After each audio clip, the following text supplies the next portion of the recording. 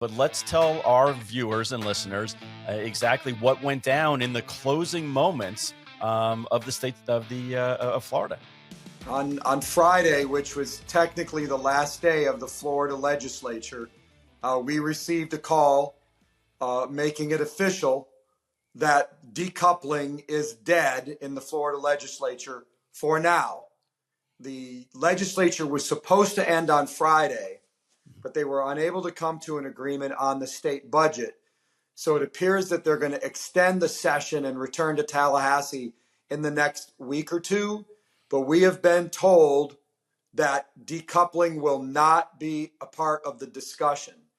We do know that the House in Tallahassee was making entreaties right up until the end to try to cut a deal, a grand bargain, if you will, to try to include decoupling in some other type of gaming legislation.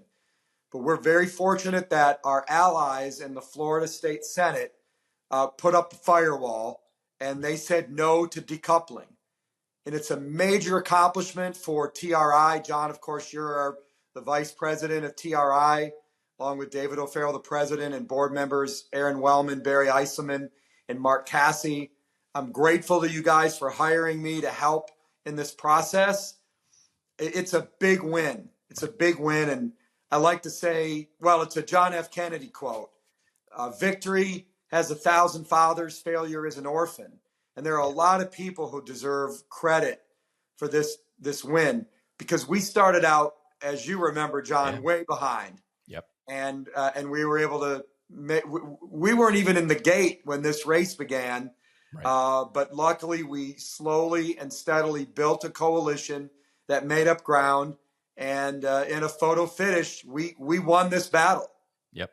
And Damon, just, again, educate the audience and educate me on this, because it seemed like all throughout the process, we were losing votes in the sense of, when it went before the subcommittees, it looked like that the decoupling was moving forward. When it went from, one group to the other, it looked like that we had lost. And then all of a sudden, like you mentioned before, we had a group of allies that came together and basically said, this doesn't make sense anymore for the state of Florida. So how does it go from, if it was a prize fight, we were losing rounds and we were losing on points, but at the end of the fight, we won in a TKO? That's a really good analogy. That's basically what happened.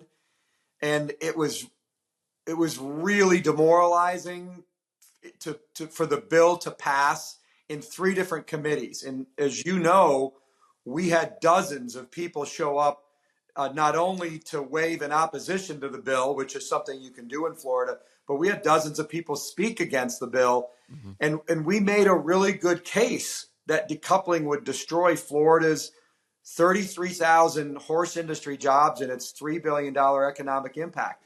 We made a great case, and we knew that we had legislators sympathetic to us, but yet they would vote yes on the bill. Mm-hmm. But we also knew that behind the scenes we were making progress, and you could see that we were whittling away at our opponent's argument. And, clearly, I'm going to call a spade a spade. Gulfstream Park, the Stronach Group, First Racing, they got a head start on us. They started making campaign contributions and developing their argument back during the latter half, maybe the last quarter of 2023. And then they dropped this thing on us on January 2nd. There was a secret deal back in the summer with the former Horsemen's Group. There was a forged signature on the document. Right. And, once we started telling people about that, essentially what we did is we created confusion about the motives of the Stronach Group, while also making a great case to why Florida's horse industry is as important as its ports, its citrus industry, collegiate athletics. And it really took a great team to do that. And I kept, if you remember, John, on a lot of our board calls, I reminded people that during the Revolutionary War, George Washington lost more battles than he won. Right. But at the end of the war, he won 3 or 4 of those battles. The tide started to change, and he won the Revolutionary War. Now, I don't think we've won the war, but we have won a critical battle Right. to against decoupling and for the Florida horse industry. And you look at our TRI board, which we represented owners and trainers and breeders. We had the Tampa Bay horsemen, we had the new Gulfstream horsemen, we had OBS, we had people like Jenna Antonucci, superstar. Absolute. I mean, not only is she a superstar for being the first woman to win a Triple Crown race, but in her advocacy for the horse industry, I mean, two thumbs up, Jenna. We had people like Mandy Pope, come to the table. Nicole Pirat with Sally Horse Vans. Yep. And Eric Hamelbeck. Eric came up strong. Eric Hamelbeck and the National Horsemen's and Benevolent Protective Association, they were out front on this right from the start. And we borrowed their PR specialist, Eclipse Award winner Jenny Reese, who helped craft our message and run our social media with the assistance of Patty on your team. It was just a great team effort. And a couple of weeks ago, Mike Rapoli, he stepped up to the plate. TRI worked behind the scenes through Barry Eisenman with Governor Ron DeSantis.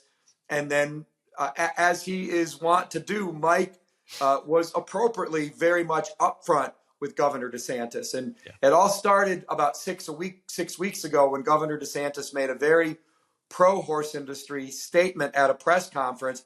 And then just a couple of weeks ago, we got him to OBS and he went to the auctioneer stand and he said, we are not going to give up Florida jobs for a Canadian-owned company. Right. That was a big, big win. And you could see maybe we were starting to turn the tide. And, it was a real team effort. I want to give Mike Rapoli credit. He's very close with Governor DeSantis. He was in the winner's circle Friday on Oaks Day with Mike when Mindframe won the stake at Churchill Downs. But all of these things sort of move together for the common good. Right. And it shows that when horse racing and breeding is willing, if the participants are willing to put aside their own individual agendas and work together as a coalition, we can accomplish great things.